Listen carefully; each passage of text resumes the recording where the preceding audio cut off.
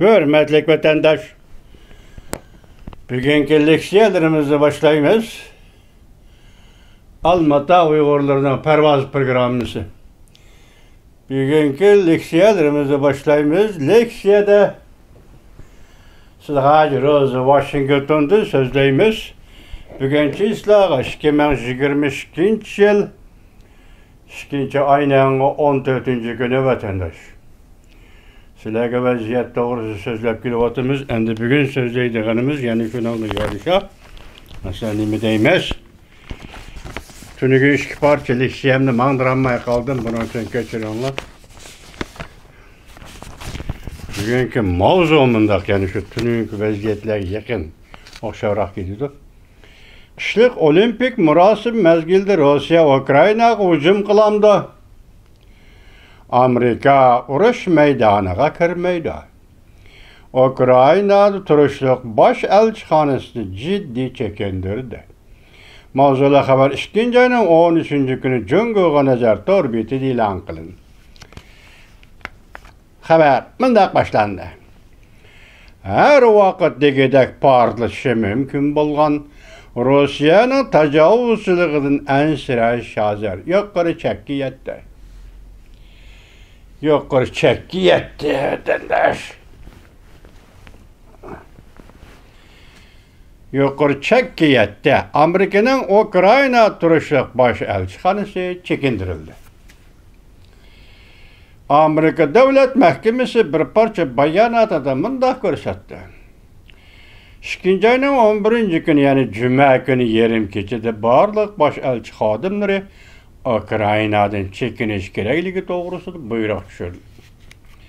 Uraş belki Beijing'de olimpik murasimi ötküzülüvatkan peytle partaydı. Ukrayna'daki Amerikalıqlarga berilgen agahlandırış yuqarı derece götürüldü. Bundan bir gün burun Devlet Bexaterligi Məsləhətçisi Jack Sullivan muxbirlarga mundaq görsetken idi. Sada sayahat uruş mezgilide mümkün bolmağanlıqdan Ukrayna'da yaşavatkan Amerikalıqlar 24 saatdan 48 saat kişi bolgan arlıqda çekiniş gerek. Devlet Mahkemesi'nin yana bir nefer yuqarı derecelik emeldarı mundaq görsetdi. Bu vakit Amerikalıqlarning Ukrayna'dan ayrılışıga berilgen vaqtda. Devlet Bexaterligi Məsləhətçisi Jack Sullivan Rusya Ukraynaga tajovuz qilib kirgan chog'dagi manzarni tasvirlab mundaq ko'rsatdi. Cümleden fıraladı ölüm yetim buludu. Devlet tevelligini sorab oltırmaydı. Havadan bombardıman kılıdı ve raketa bilen hücum kılıdı.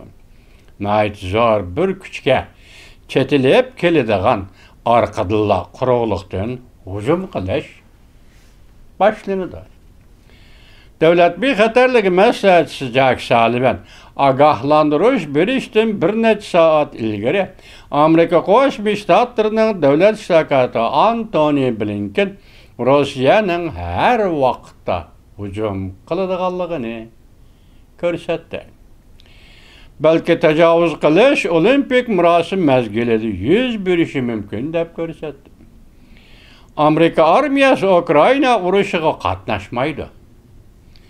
Prezident Joe Biden başlayan Devlet Bexaterligi Məsləhətçisi Jack Sullivan ve Devlet İştirakatı ve Antony Blinken yani Prezident Joe Biden'dan başka yani Devlet Bexaterligi Məsləhətçisi Jack Sullivan ve Devlet İştirakatı ve Antony Blinken agahlandırıb mundaq görsetdi.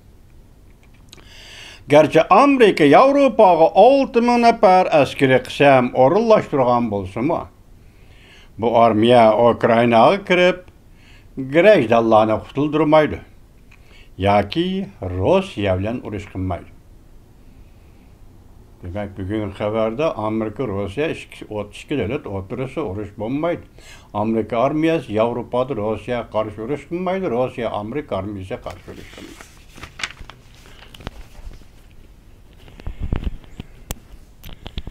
Cevabını anlayacağız vatandaş.